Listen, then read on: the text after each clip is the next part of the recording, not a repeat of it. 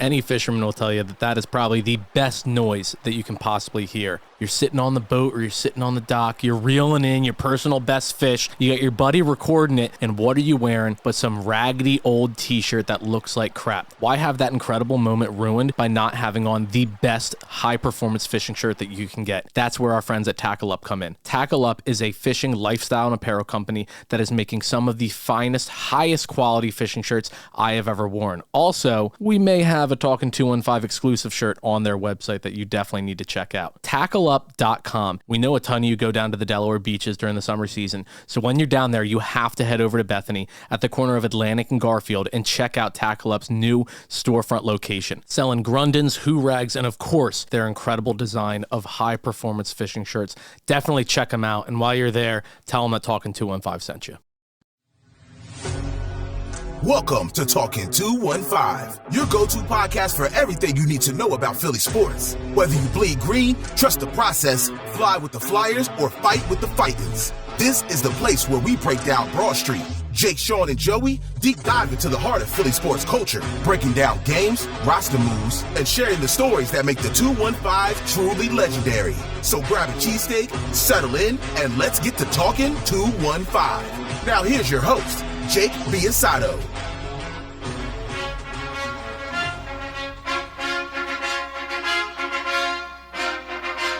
Ladies and gentlemen, 2 weeks away. Eagles football coming back at you. Nobody I'd rather be talking Birds football with than Tomahawk Tommy T-Bone Steaks and the coach, Coach Joey. Gentlemen, how we doing? Just pregame and going down memory lane, Jake. Just talking about some 04 to 06 Birds, man. For real? No, I mean, like, look, I remember those teams. You guys are obviously the seniors of the podcast, but no, that was a nice way of putting it. That was a nice way of putting it. Yeah, of course. Appreciate that. No, not a problem. But you boys pre-recording were going wild. I was like, look, man, like, we're going to get some of this on tape, but this is going to an in-depth level that I think everybody's going to be like, JR, Quentin Demps, like, what are we talking about here? We got a 2024, 2025 Birds team to talk about. Trust me, we're going to be going down a little memory lane with a little heat on the tongue.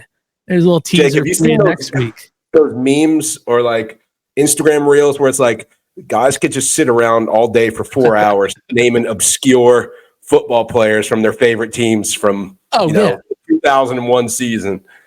No, 100%. No, it's funny. We a family friend of ours stopped by, check out the new house today, and I was telling him, like, oh, here's my plans. Like, I'm in the Eagles room now. Trust me, next episode, this room's gonna look so different. It's gonna be wild. I just quickly threw together some stuff in it, and I was telling him, like, yeah, in the garage, like, I'm gonna be playing a lot of poker. Like, Tom, you're gonna be coming to the next game. Like, it's gonna be a good time. I love playing poker and all. He's like, yeah, all the guys in my neighborhood had this poker night. And it was kind of fun. Like, we were just doing like 25 cent, 50 cent, like small, big, or even like a nickel and 10 cent, like small, big, like small games and all. But he's like, between every flop, we're sitting there 5 minutes telling stories and everything. He's like, and then some guy invited his wife to play. And then the wife started coming. He's like, and then they're sitting there like, are we playing poker or telling stories? And it's just like talking about that. Like, guys could just sit there, have an excuse to be talking about obscure sports and sit there for 5 hours, play a couple 100 hands of poker, lose some money, win some money, but just have a phenomenal time. And it's like, women just don't get it. We're having the time of our lives talking about, hey, remember this asshole drafted Charlie Jones of the stinking Bengals practice squad thinking he was going to be a sleeper? What a dumbass. And just go back and forth about terrible fantasy football players and the craziest. Yeah, I mean, we already have the Paul Turner Training Camp Champ Award that we give out every year. Like, who's talking about Paul Turner on a podcast? Dude, right. Joey will love this. Me and my boys, we went to Temple University and we had a co-ed flag football team 2 years in a row. And the second year of that 2 years, I played quarterback both years. Second year of that 2 years, we were elite, probably the second best team in the league. And we went to the Final Four, and the winner of the championship goes to, and I'm like already getting into the story, but it goes to the City Six, and you play in like against all the schools in Philly and stuff. So we lost in the Final Four. But we tell stories from that Final Four game in that season to this day. It was freaking 10 plus. It was 10 years ago, over 10 years ago now. Yeah. And we talk about like how many interceptions our top corner had on the year. And I'm like, yeah, but I put you in position to make those plays. I was also kind of the coach of the team and made sure everyone was on the same page. And a little player coach action. The greatest display of leadership I've ever put out on the football field. And, we got pretty far. So we still tell those stories. So I think we can all relate to that. Yeah, like literally while you're saying that, I was like, "Oh, I got a perfect story to start with this." I'm like, "No, I'm recording this fucking podcast. Like, I could go, I was playing high school hockey, and then I was like, no, nobody cares about this thinking Concord Raiders high school hockey team, the only public school in the league. So we obviously sucked against all the private schools out there. But that's a story for another day around the poker table, which we're going to be doing sometime real soon. But gentlemen, it's great to have you guys on. Really looking forward to getting into it. Now, I mean, we had Josh over at the Philly Special last week. What an incredible guy he is. I mean, there's a reason why he's having the success he is on YouTube. I love Josh. I mean, super down to earth guy, incredibly knowledgeable. I mean, his production value is equal to his content value, and that's not a slight at either of them. When you get somebody that has that high quality of a production value, I mean, Sean's our big camera guy, and he was sitting there just drooling over his setup. And then I go out and get the expensive mics and soundboards because I value production value and everything. But that all of his stuff was incredible, but the content he's putting out was equal. So it's just he's elite at both ends, and that's why he's at 75,000 subscribers on YouTube. So we were incredibly lucky to have him on. But really, honestly, I feel just as lucky every week having you two gentlemen on. Yeah, I mean, I watch a lot of Josh and I watch a lot of Thomas Mott, and they both follow me on Twitter and they both give me love on Twitter. So I want to, make sure that I'm giving them the love back too. And I watch their shows because what they do really well is they consolidate all the information that happens on Twitter. If you can't, if you have a job, like I'm sure we all do, this is something we do for fun. So we can't sit all the time and read all the updates. So I know there's a million people out there like that. And what I found myself doing is just like, I'm going to work on a focus, obviously, during the day. And then I'm going to hop over to Thomas's or Josh's channel and I'm going to watch their latest video. And it's going to tell me exactly what happened in practice. And then I'm going to text all my friends in the group chat and act like I know the information. So thank you, guys. Exactly. No, for real. They do a great job. And I think we do a pretty damn good job ourselves. No, so let's just hop right into it. Yeah, no, it's pumping them up. They pump us up. It's all about it's all about just getting a pump. Just getting a little pump in. At if Philly podcasts win, we all win, no matter what it is. YouTube, all that, content creators, we're all one family. That's how I. Oh, for sure. No, and it's funny you say that. Like when I started this a little over 3.5 years ago, I was shocked right at the beginning just how welcoming everybody in the community was. Just reaching out to people, asking advice, asking, hey, I have 60 followers on Twitter. Do you want to come on an episode? Yeah, I'd love to. No problem. And they're, sitting there, 10,000 followers and everything. Just, it's been very welcoming. And we're, I still consider us one of the smaller fish in the sea, but we're growing there. We're building our reputation, all for better or worse, depending on how you view the NovaCare fiasco by some people's own words, but we're getting there. It was amazing. That was the talk of the end of the season, and there was nothing else to talk about. And what did we do? you sent the troops out, aka yourself, and did something that nobody else. Philly Dogs, our boy Chris. Can't wait to have him back on once the season starts up. He does a damn good job himself. We got a good team, but another group that has a great team is our Birds, man. Our Birds have a damn good looking team. I gotta kind of ask you guys, Nakobe Dean. Anybody that listens to the podcast knows he's a guy that I've been really down on. A guy that, look, I say this about a lot of guys where I'm like, look, I personally think they're no good. I'd be the happiest person in the world to be proven wrong. Like if they're wearing midnight green, I'm always going to root for them to be the best. But everything I've seen the past 2 years, I was real down on him. And now a lot of people that I have a lot of respect for are saying he's having, as far as the defensive side goes, one of the best camps out there. I don't know if that's compared to expectations or if that's he's really just blowing it off the screen. But he's a guy that if he comes out in year 3, shows what what we saw in him to draft him where we did 3 years ago, that'd be such an added bonus to this defense that we really need. We're talking about the middle of the field being our weakest link. We get him in there. We get Devin White having a resurgent year and everything. We get Zach Bond going out there doing his thing. Like, we could really have a little something there, or at least mask what is our biggest weakness if he comes out there and does what he does. Yeah, no, honestly, when you spend so much money on top talent like we have, and you know, we reap the benefits of the Saquon Barkley, the Devontae Smith, the AJ Brown, some of the offensive linemen that we've had the last several years, some of the higher priced defensive players that we've been able to continue to bring in. Not every position is going to be a household name. Not every position is going to be anything more than a potential reclamation project. Like, Devin White is a guy looking to revamp his value. You hope to get a good year out of him. Nakobe Dean is a guy that in year 3 and 4, he's not going to get an extension. He's going to have to prove that in 2 years on a cheap contract that he's good enough to play. You have guys and we're trying to compete for a championship right now. So you have all these high paid guys that you trust a lot.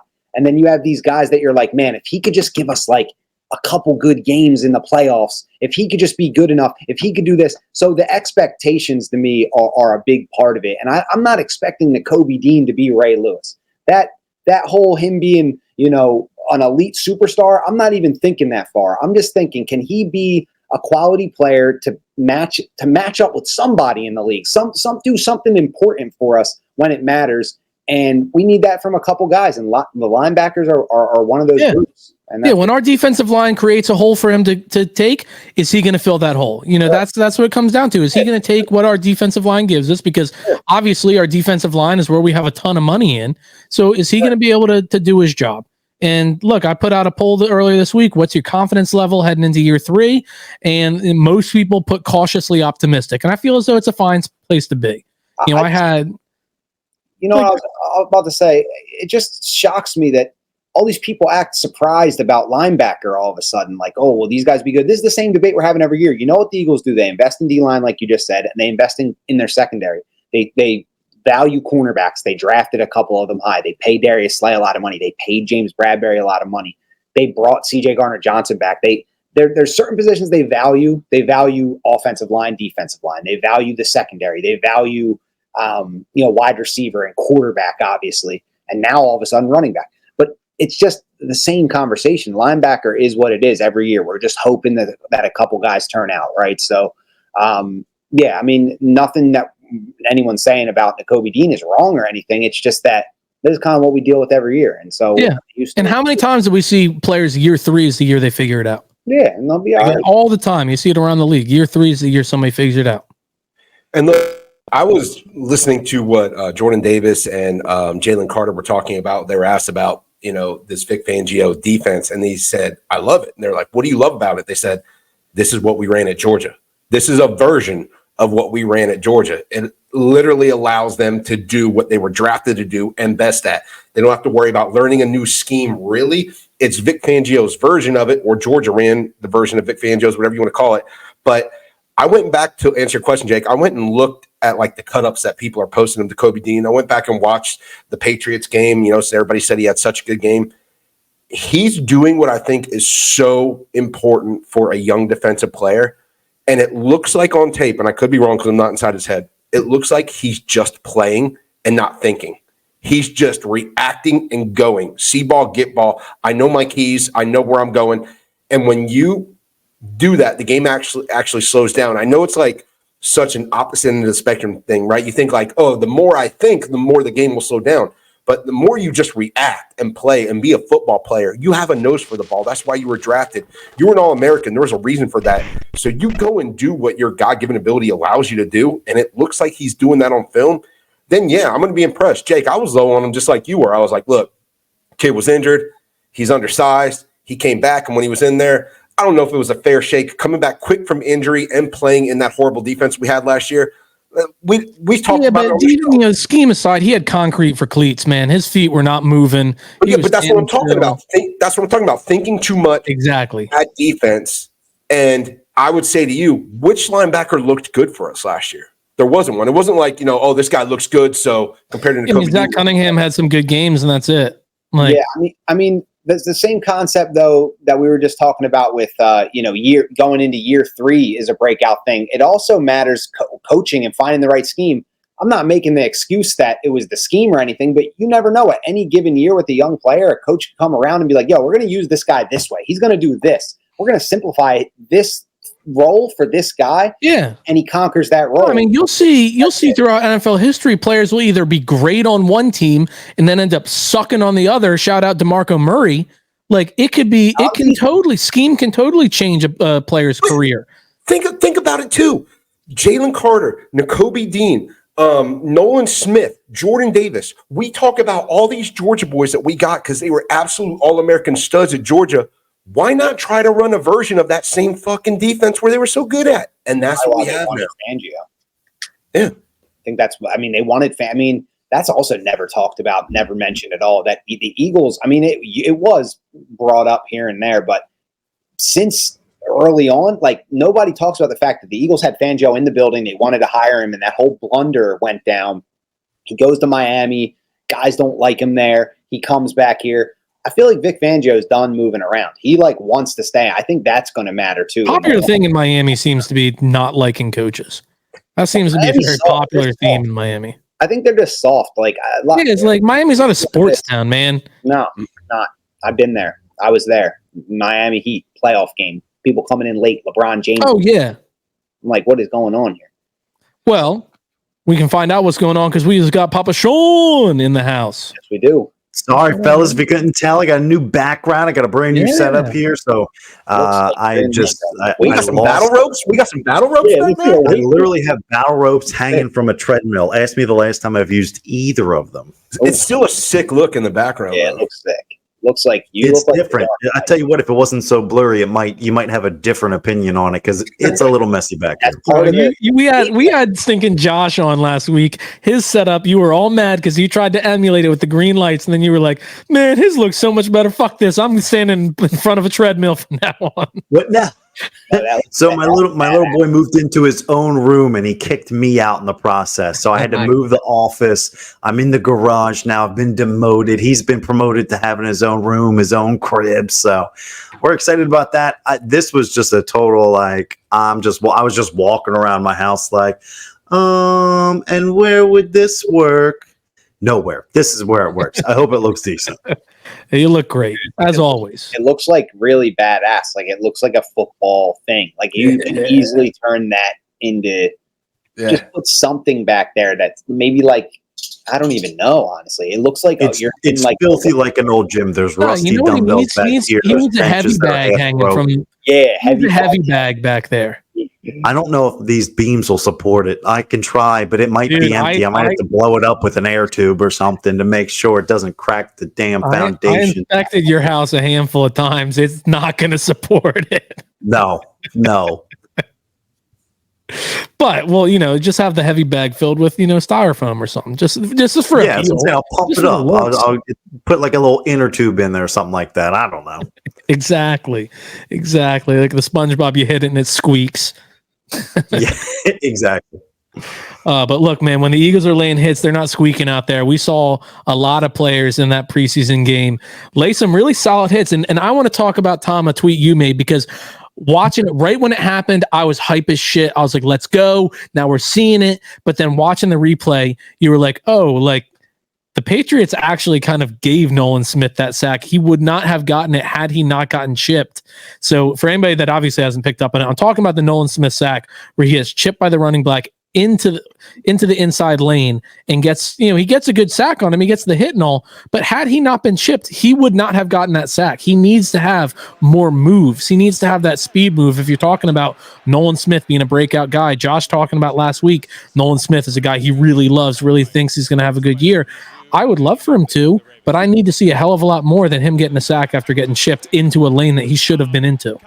Yeah, there's a difference between a super athletic guy and a football player. And that's the question about Nolan Smith the entire time. Like, he tested so well at the combine. He's very charismatic and has a great attitude, but he's just, to me, I haven't seen any difference in how he plays from last year to this year. No. Everyone's saying things about that and, telling us that he looks better, but and I'm a homer. I'm a biased. I will always go optimistic, but it's pretty obvious.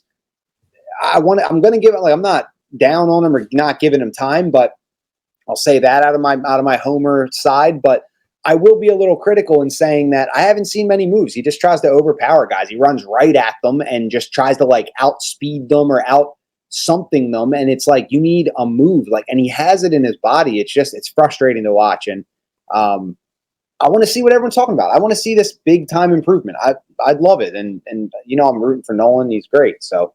Yeah, but I think what you said right there just shows like what we bring that's different is like, we can be not even hypercritical, but just honest. We can be like, look, this is what we see. And it doesn't make us less fans of anything. It makes us better fans rather than just blindly being like, if you're in Midnight Green, you should be all pro. We should have 53 pro bowlers. Like every single Eagles player is the best. My team's better than every.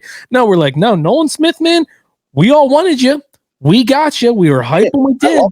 You got to show up, man. Like you were a first round pick. I don't care if you pick 30. You got to go out there and do the damn thing.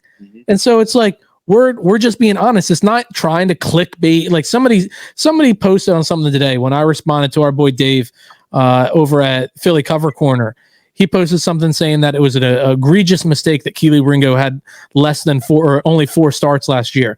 And my initial reaction was like, I don't know if it's egregious. And then as I kind of thought about it, I was like, you know what? Actually, we know we have in James Bradbury, and that was terrible. We have no idea what we have in Keely. Like, he probably could not be worse. Why not give a guy that you think could be a potential future player some starting time? So, like, I kind of backtracked it a little bit, but I didn't even say, like, no, you're an idiot. Like, there's no way Keely should have started. I was just kind of like, probably should have started. I don't know, it's egregious. Either way, long story short, somebody was like, yeah, this is why I unfollowed you guys. Like, you just post these clickbait reaction things trying to get a rise out of people. I'm like, no, man, like, if I don't like somebody, I'm not just going to be like, oh, they're an Eagle, so they're the best. I'm like, hey, man, I don't like this guy. Yeah, here's the thing. If you're critical of any one single player on the team, somebody's going to jump down your throat because somebody loves that player. Somebody is pushing so hard for that player to succeed that they're completely blinded by any sort of criticism, right? So, when it was just me and Coach a couple of weeks ago, we played a little game called Hope or Believe, right? And it was just us assessing because we're rooting for every single guy on the 90 team roster, especially the 53 man roster, to be successful, right? We're all Eagles fans. But do you believe that this guy is, for example, Nolan Smith is going to be a good player this year and is going to live up to that first round talent? Or do you just hope? Right? Are you rooting for it, or are you just certain that it's going to happen? Because this is, if you go on Twitter or something like that and just say, I'm really just hoping that this guy is going to be good, but I'm not entirely sold on it yet. But yeah, you're going to get those guys that just unfollow you because you're not unabashedly just enamored with every single player, right? That's what Cowboys Twitter's for. That's not what Eagles Twitter's for, right? So you have to be real. There's only but so many times you can say, okay, guys, I'm rooting for the Eagles. No shit. You're listening to an Eagles fucking podcast here. But so you're just going to have to take that. You're going to have to take the hot take allegations. You're going to have to take all of it when you're being completely and totally honest with people.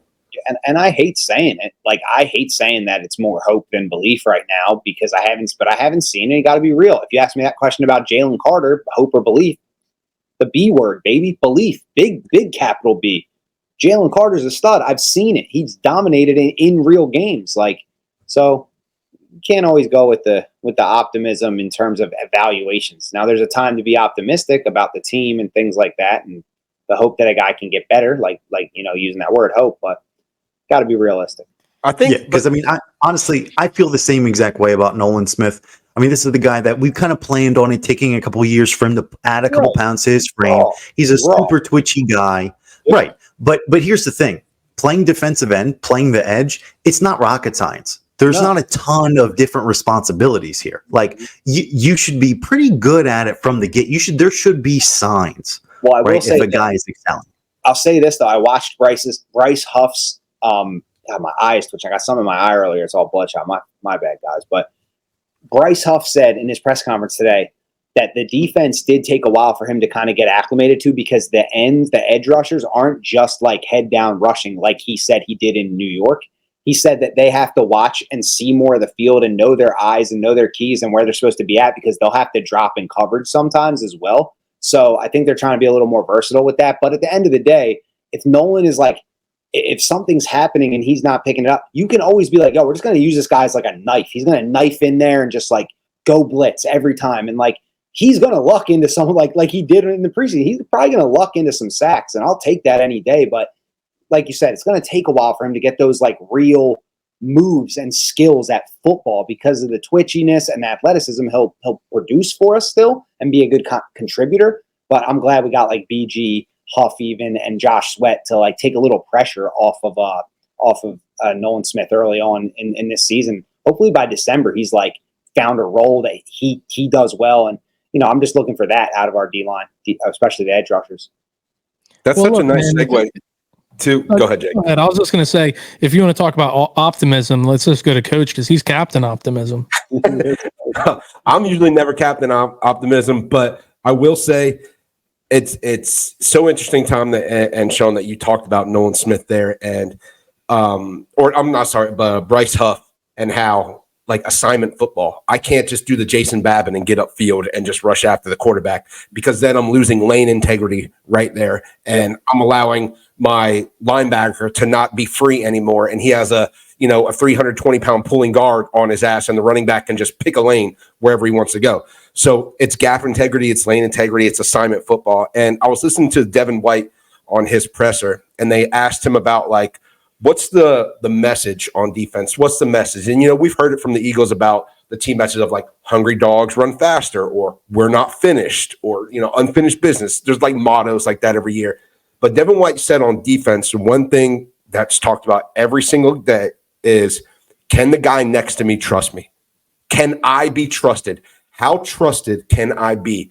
And he went into context talking about that the defense is a unit. It's like a bumblebee, finding that crack in the defense. If one goes, it sends out a message to the other one. So to Bryce Huff, if he gets upfield in lane integrity and they run a draw and that tackle's at the next level and the pulling guard's out there, he blocked himself. And now you got two blockers on one guy. So it's selfless football. It's, can my guy trust me to do my assignment, to do my job on this play? If I'm supposed to contain, I contain. Is that boring sometimes? Yeah, just like laying down a bunt. You're not going to get on base, but you're going to move the runners up. Is that boring sometime and you're not going to hit a home run? Absolutely. But guess what? Your teammate behind you is going to. And if the point is to play well as a unit so that we can win as a team, we need to see sacrifices. We're not probably going to see guys with like 15, 16, 17 sacks. No, but we may see like 6 or 7 guys that have 8, 9 sacks each. So we need to think of it like that, as the sum equaling the parts. Right.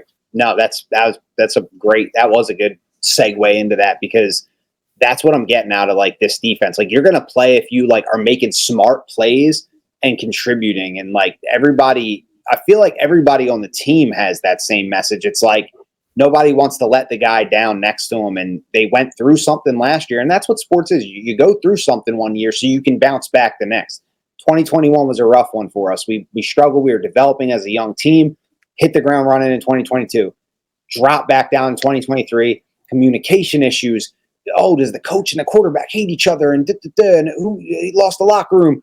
And now we're back, and the vibes are better, and we look like we're trending up. So I feel like that's kind of the motto for the whole team. And it's cool to hear every unit talking about it in a different way. Like, I heard Nolan Smith and Jordan Davis say in a press conference, I think it was like right before training camp, actually, it was mini camps in June or something. And they both said, like, I can't climb if my brother is falling. Like, that was like the line they used. And it's like picking the guy up next to you, being there for the guy next to you. And yeah, that's what they got. The Eagles overcompensate. And that's what they got away from last year, was that continuity and that team football. And they started playing individual, and now they're going to overcorrect that. And I can't wait to see it all come together. This team loves cliches. Hey, listen, the T-shirts, the cliches, you've experienced whatever works. Whatever. Hey, works. I ain't mad at it. I ain't mad at it. Look at Coach's shirt. Who made that? That would be me. That'd be my fat ass. We need more stuff like that. But I'll tell you what, hungry dogs run faster hits a lot harder when you're at a Super Bowl parade than AOK does when you're in the midst of an 0 for 20 slump. So I think it's results oriented, right? Like if you're doing well, then those slogans and phrases really hit home. Yep. I can't climb if my brother's falling. Like that's gonna be on a shirt at the parade, baby. Come on. If you're 1-6 and you keep saying that at the podium, I'm gonna be like, I don't give a shit about your brother falling. All right, win a damn game. Let him go. Let him go. Let him fall. Let him fall. Look, sticking with the birds, but going into another genre of football. Fantasy football drafts are underway. I had my first one yesterday. Have another one later this week, and I think 2 more next week, and that wraps it all up for me. Sitting in there about 3 to 4 redraft leagues and 2 dynasty leagues because I'm a nut. First of all, gentlemen, you guys playing in the Talking 2 and 5 league? I know Tom and Sean are. Coach, you're always like, I'm so dedicated to mine. Hey, I'm in. We all have to play if it's the Talking 2 on 5 league. Yeah. And we'll just, Chris is the reigning champ. Chris won last year. We got the whole gang in this year. We got a handful of listeners. I know Josh from Philly Special is playing in it. He's really excited to get in here. Cool. No, it's going to be a good league and all. So anyway, Eagles players to draft in fantasy football. Obviously, A.J. Brown, Devontae Smith are phenomenal football players. But we're talking about strategy now. Yeah, I'm not going to tell you shit now. Wow. I definitely don't want Saquon Barkley. Absolutely not. I'm going Goddard in the first. I don't know about y'all. I'm getting Reno Mahe. Is Reno Mahe available, please? He's available in Madden. If you look at the picture of Reed Blankenship, Sean pointed that out. Yeah, Reed Blankenship is totally Reno Mahe. Yeah, that's insane. All right, fine. We won't talk about that. You guys don't want to give up any kind of strategy, any kind of hints or anything. That's no problem. My main thought was, with this offense going to be spread around so much, are we going to be getting full value out of our Eagles skill position players? But we'll figure that out. We'll see where you guys' heads are at draft day. Might be doing, I know the first year we did a live stream draft where I had the draft noise going where it's like dun dun dun dun dun dun dun dun, and we had everybody announce their pick. It was a good time. It was like 60-second pick, so we were moving. The whole draft was done 30-45 minutes. So maybe we'll do that again. See if we can talk Josh into putting it on his 75,000 member YouTube page. So 100,000 people can see us taking some shitty picks after a while. That'll be just roasting my picks every single round. But it should be a content creator kind of podcast league. Like you should get other people in the biz, like John, whoever you have. Yeah, we need Barchard on. I need him to take Ritter in like the full, and then I need to be done with it. I need Barchard on that thing. No, we'll see if we can get Barchard on. Anthony DeBona, our friend over there at PFN. I got beef with ADB. I'm taking him out in fantasy. Good. Come on now. Good. Nah, you got beef with ADB. We all got beef with ESP, and hopefully none of us run into the LAPD. I don't know. I like that. I'm a wordsmith, so I like that. That was good. Off the cuff. There we go. At Delaware Orthopedic Specialists, you're never left in the dark. Not only are they the only fellowship-trained surgery center here in the state of Delaware, all of their providers are also specialists, which means that they're focusing on each and every part of the body specifically, so that when you come in with knee pain, you're getting a doctor specifically devoted to that. Wrist pain, wrist doctor, foot pain, foot doctor, so on and so forth. Why would you go anywhere where you're just going to get a general doctor that knows overall body when you can get somebody that knows the ins and outs of your exact injury? They're going to hold your hand and walk you through each and every step of the process so that you won't have any questions and you'll know exactly what you should be expecting. My family and friends trust DOS, and you should too. Give them a call at 302-655-9494 or head on over to delortho.com. Let them know that Talkin' 2 and 5 sent you. And after they give you phenomenal care, head on over to Google, give them a great review. So, look, switching over to the offense, though, outside of fantasy football and anything, Tom, you weren't on last week, but I debuted a segment like you want to talk about. We played Hope or Believe. We played Gut Check last week, where it was kind of like where I do like the over-unders and everything, but it was just your very first reaction. And a lot of guys actually took the under on most of the numbers I gave for the offense and all, but we're all still high on them at the same time. So it's kind of a weird situation and everything. But where's your head at just heading into this season with the offense? I know we're talking about we need some guys in the middle of the field to just kind of go back to just playing football, doing their jobs. And as long as the higher paid players do what they need to do, we should be pretty successful out there. Offense, We got a new offensive coordinator. We're done talking about Vic Fangio right now. We got the new shiny car in the garage in Kellen Moore. He's led some top 5 offenses around the NFL. You're seeing in training camp, you're seeing in preseason, lining up in the pistol, pre-snap motion, a lot of lineup under center. You're seeing a lot of things we haven't seen before. And then you're seeing the ball spread around, which hard to really see in preseason because we have 2 games where we haven't played our starters or anything. But long rant wrapped up. Where's your head at with the offense? Just overall, like yeah, you feel good about it. Like, as we obviously we kind of voiced our concerns about defense, right. But Sean said it last week. He's like, look, man, the defense is what is going to win or lose this game. The offense is going to keep us in every single game, no matter what team we're going up against. So he's kind of like, it doesn't matter. We're scoring points. Yeah, like we're putting. Theoretically, an offense can carry you through a regular season. I mean, we've seen it for the last, couple years. And just in general, if you look around the league, like the teams with the top 10, 12 quarterbacks in the league usually are in the playoffs. Like there's usually a pretty heavy correlation between having a really good quarterback and being in the playoffs. And so it starts there. And then from there, it's just like, how's the team look? And our offense can win us 10 games just by virtue of the talent on it alone. Like, you could have terrible coaching. I mean, imagine this. You have terrible coaching. Won 11 games last year. That's kind of what I was getting to. Everything went wrong last year, right? Yeah, you kind of ruined it. But I was going to say, you have terrible coaching, you have everything going wrong, and you still win 11 games last year. We see that. So, and that was the offense. I mean, this team went 7-7 when its opponent scored 20 points or more last season. That's 14 games where our opponent scored over 20 points. It doesn't sound like a lot, but the Cowboys, for example, only played in 7 games where their opponent scored over 20 points. So half the games we had to They must have made it much further in the playoffs than us then, yeah, right? Exactly.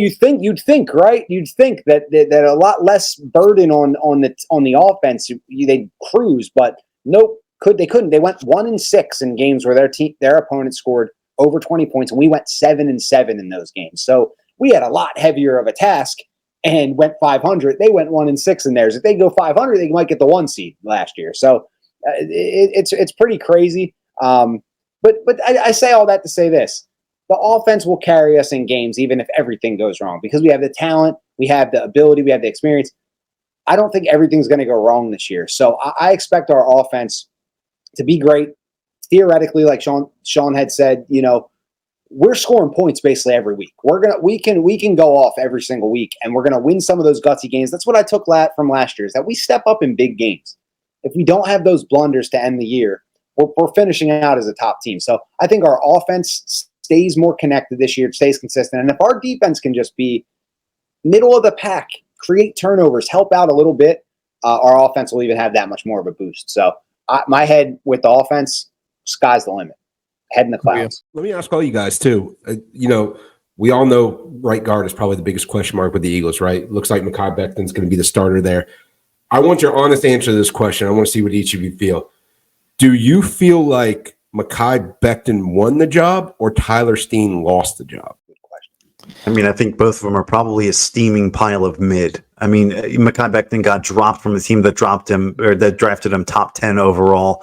He's playing a completely different position. There's no way he came in there after failing as a Jet and just said, "This is my job, and you're going to cry for my cold dead hands here." Tyler Steen looked every bit of a third round pick like he was. And looked like quite a project coming out of Alabama. So I don't think either of these guys are the long-term answer at this position. I just think it was which one is just a little bit better than the other one. I don't know. We're not there.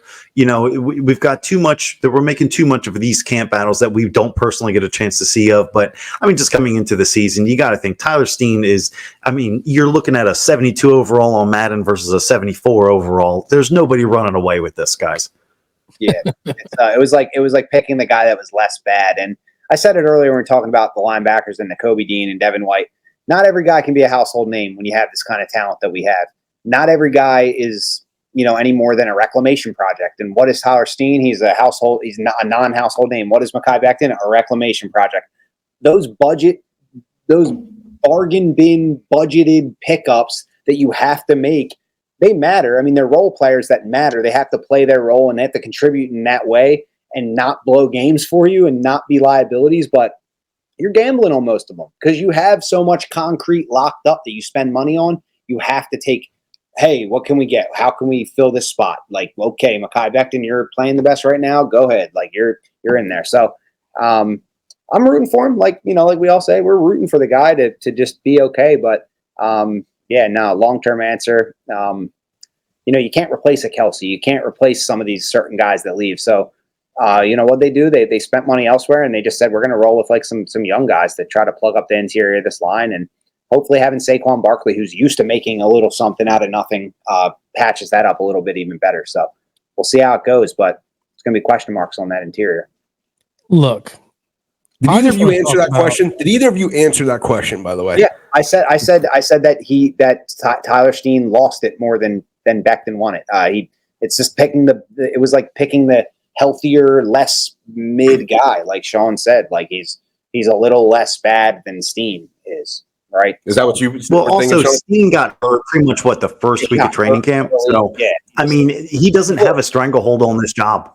No. It's just who's been playing the most recent, it feels like. So I'm sure Tyler Steen just lost it throughout all of camp. Didn't really establish it in the first place, and when he came back, he didn't make it his. So right, that's cool. I don't want to answer. Go, Jay. Go.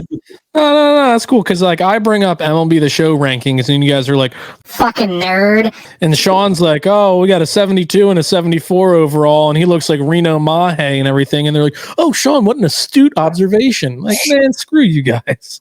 Which is terrible because the show is a hell of a lot better of a game than Madden. It is. It's a damn good game. Might play it after we're done. But look.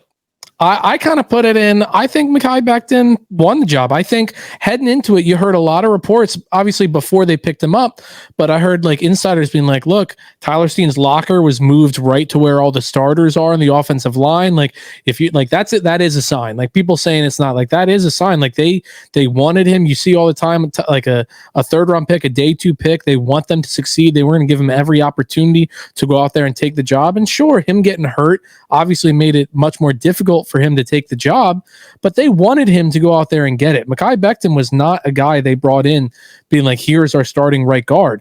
So he went out there, he showed Jeff Stoutland something, he showed Nick Sirianni something, and he's been fine. He got a little dinged up. He's got a little ankle issue that appears to be not serious. We're hoping that, he'll be 100% come week 1, but I'm firmly in the camp that he won the job. They wanted Tyler Steen to win that job, and he didn't.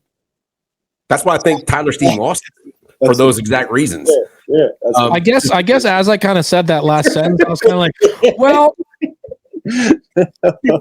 yeah, that kind of makes sense. They moved his locker to the starters, and he was the presumed starter, and they brought in Becton to be like with the New York Jets on a tryout basis and then signed him on a 1 year after a tryout. Then Steen still couldn't hold down that job, and a guy that's never played guard before is now playing.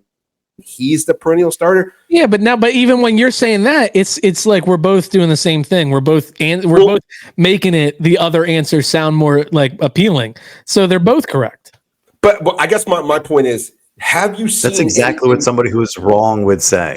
Have you seen anything from Becton or Steen to where, like, I'll tell you what, I've seen Trevor Keegan make some amazing blocks. I've seen him pull and make some nasty blocks. I've seen I like Trevor Keegan.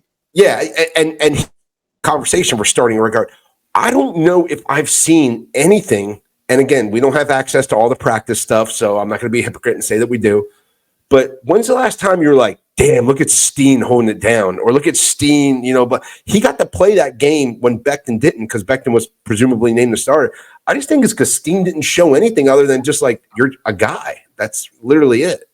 Yeah, I mean, they just both kind of look mid. I mean, it's a guard. Like, it's hard to even pop as a guard, and yeah. So if you're both the same, if you're both pretty much the same, like Sean said, mid, and one guy is Sean, a giant freak athletic ability, would you take the chance on that upside versus the guy that's just still mid in that athletic category? Yeah, they're both the same size though. Like, they're both 6'6". Are they really? Yeah, Tyler Steen's a huge and athletic player. Like, he's like 6'6", 330 or something. Yeah. Becton's 364, so he's bigger, but they're both that's a big boy. Yeah, Steen's like 6'6", 330, and Beckton's like 6'7", 364 or something like that.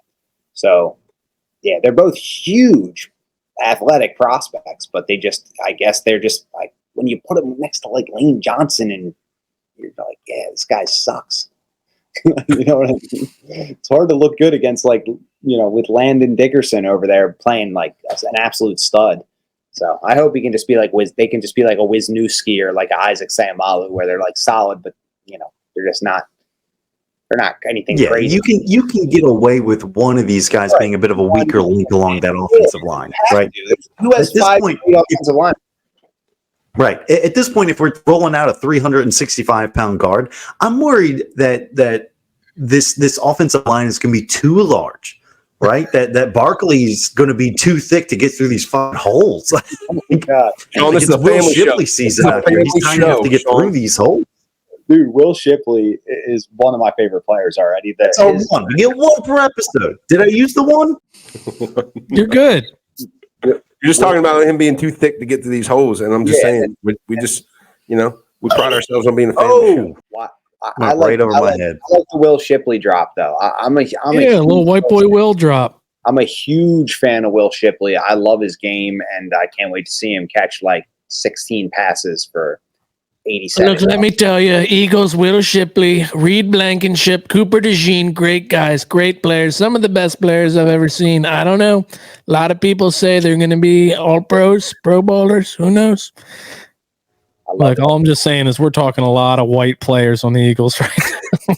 I love diversity in any genre, and I'll take the I'm just seeing the chat right now and just laughing at the reaction. But yeah, Seahorn went to a Super Bowl. That's all I'll say. Yeah, yep. I'll take Will Shipley, man. Super Bowl MVP, most underrated player in the league. Right there. I'm mad at it. Corey Clement. This year's Corey Clement. Let's go.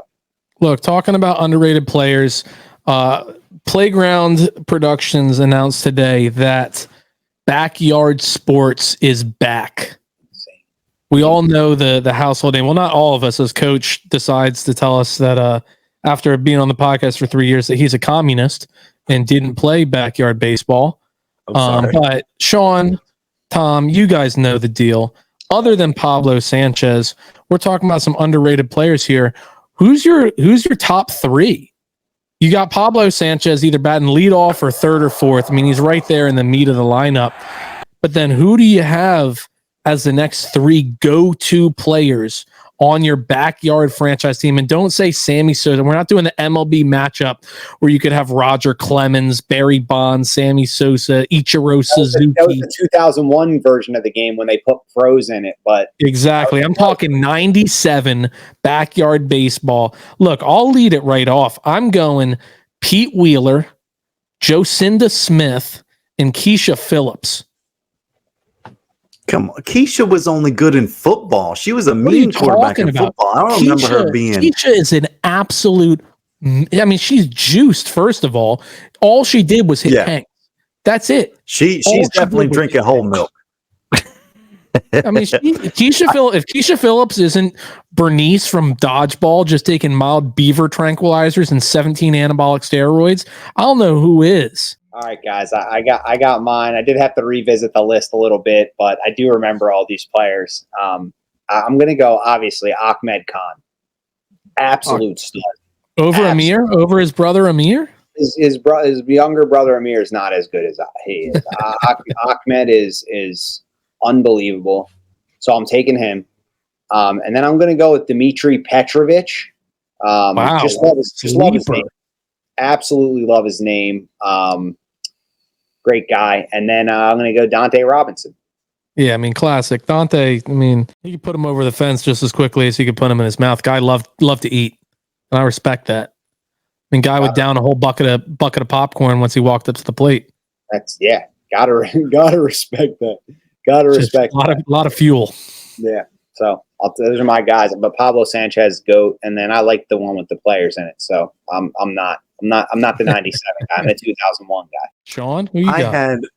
I mean, I had all of them. I'm not even prepared for this question right now, but I definitely went with Dimitri because I wanted to pick at least a handful of players that were just the worst in the game. He was terrible. Right. And Dimitri had that look, right? He had that look that if I could win with this guy, I was going to go places. He had a pocket protector. Yeah. Right. But I also I was a big Kenny Kawaguchi guy. I knew you were going the nerd and the crippled. Big yes. You just wait till you hear my third one, right? I always like trying to do like spins and shit like that in the wheelchair. I just thought the physics of that were hilarious. Oh yeah, I love when you could dunk in backyard basketball. Yeah, and then third, I gotta go Gretchen Hasselhoff. Yeah, she was tall. She couldn't do anything. She was just tall, right? I went with the female, right, or the girly girl. Gretchen. I know Billie Jean Backwood was really tall. There was a guy named Billie Jean Backwood, a girl named Billie Jean Backwood. Billie Jean Blackwood. She was real tall. I don't see. I mean, look, maybe you're looking at a different one. I don't see a Gretchen on here. I hate to die. I mean, she might not have been in the 97 one. Okay. Maybe it was 2001. I'll look up the 2001 players. Gretchen Hasselhoff. Wow. Jabberjaw. That's what they called her.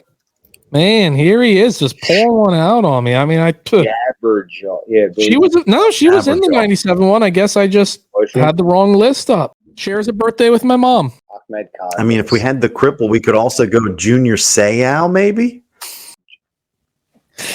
Maybe. Ahmed Khan was an absolute stud. I mean, Ahmed Khan's a solid pick. Just dreaming of him and Pablo in my lineup when I was younger, and then throwing in some of those pros, Mark McGuire, Barry Larkin. Loved Barry Larkin. Guy could get on base. The base guy. Always on base for me. I didn't even know. I can't believe nobody else had Pete Wheeler though. Pete Wheeler is just Didn't you take him first? No, I mean we could share him. We could share people. I thought you were saying aside for him. No, I said aside from Pablo Sanchez. Oh. I mean, his nickname's literally the secret weapon. I mean, he used to crank him, dude. What was it? Ricky Johnson was the tall version or the black version of Pete Wheeler. Ricky Johnson. Yep, there's a Ricky Johnson. Yeah. Ricky Johnson. I'm pretty sure Ricky Johnson was slow as shit. So he wasn't. I mean, Pete Wheeler. His whole thing was he was fast. He was an on-base machine. Yeah. If the ball hit the ground, he was on base. What about Del Vecchio? Angie Del Vecchio or Tony Del Vecchio? Tony Del Vecchio.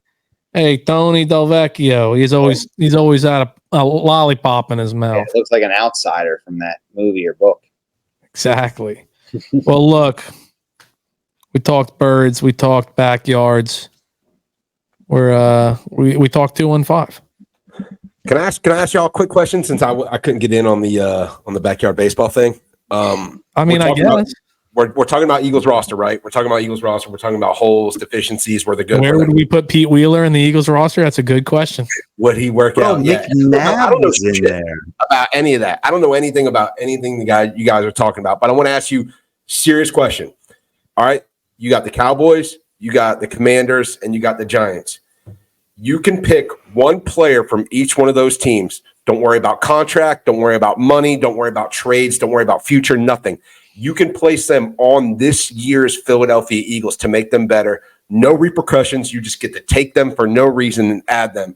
Who are you taking from the Giants? Who are you taking from Washington? Who are you taking from the Cowboys to add to this Eagles team this year? This should be final thought. This is a good question. I want to see if you guys' answers are kind of close to mine. I'm not taking none of them. This team is good enough to whip up on the NFC East. That's great, Mr. Super. Like I'm so spunky and edgy. Just answer the damn question. I like steal a damn person. Yeah. Okay. Well, our teams are going to smoke yours then. All right. I got mine. All right. Go ahead. I'm gonna add.